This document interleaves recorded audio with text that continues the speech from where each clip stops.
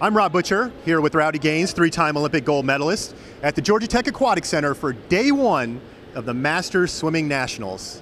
What do you think, Rowdy? Well, I tell you, Rob, this is an exciting time for our sport, and you as executive director have done so much over the last couple of years in bringing this sport into the forefront. You know, I feel home. It's a great swimming community. There's a special bond with all these athletes, young and old. We're going to hear from some of them.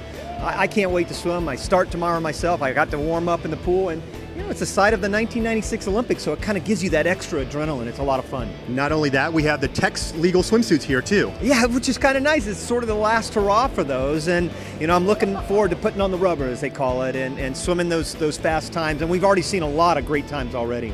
I've been having people come up to me and say, over under 100 records broken here. I would really believe that. I mean, if you think about just the first day alone, we've already had about 9 or more records already broken in just day one, just 1,000 and 1650. So as we head into the weekend, believe me, there's going to be a lot more records. We had some terrific swimming here today. We had guys like Keith Schweitzer, your buddy, out there breaking a Masters national record. Yeah, we're going to hear from Keith in just a second, and he's a fellow Blue Frog teammate. My team Blue Frog is here, and we're going to have a lot of fun over the next couple days. We are. So today was the distance events, and that's for the folks that really like to spread it out a little bit, the 1,000 and the 1650. And why don't we go ahead now and hear from a few of those folks that actually won, and hear some other stories too.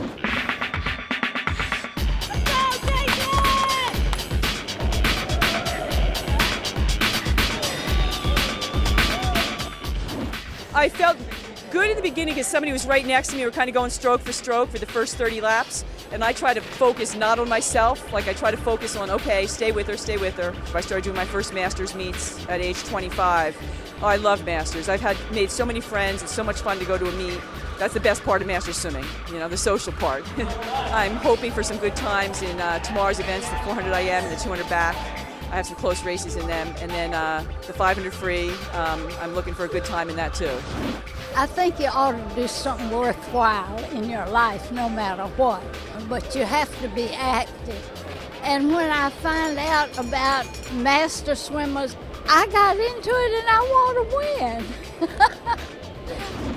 I went okay. I wanted to be about 10 faster a week ago. And then ever since I've been here, I felt kind of sluggish. Haven't felt great, so I guess I'm happy winning. Well, it keeps me motivated.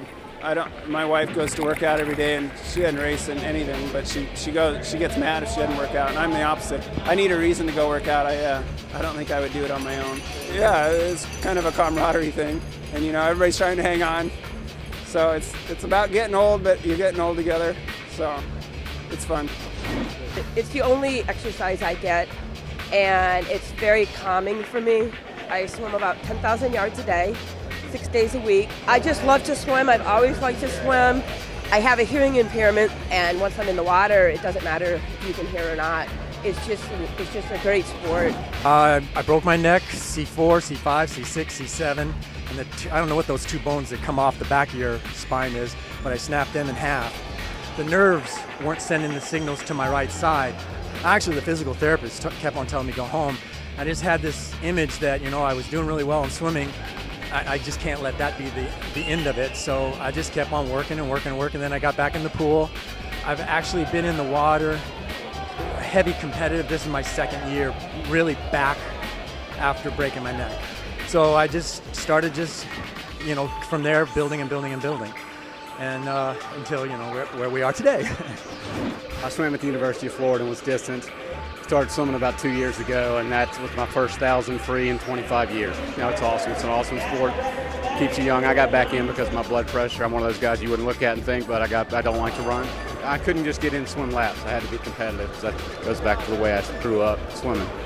I got the 200 free tomorrow. Just try to be better than last year. I was 143.2, then the 500 Saturday. And the 100, I'm not a sprinter, and then the Blue Froggers have a 200 free relay on Saturday afternoon. Well, if Rowdy splits 18.5, we'll do it. So that's a little pressure on him.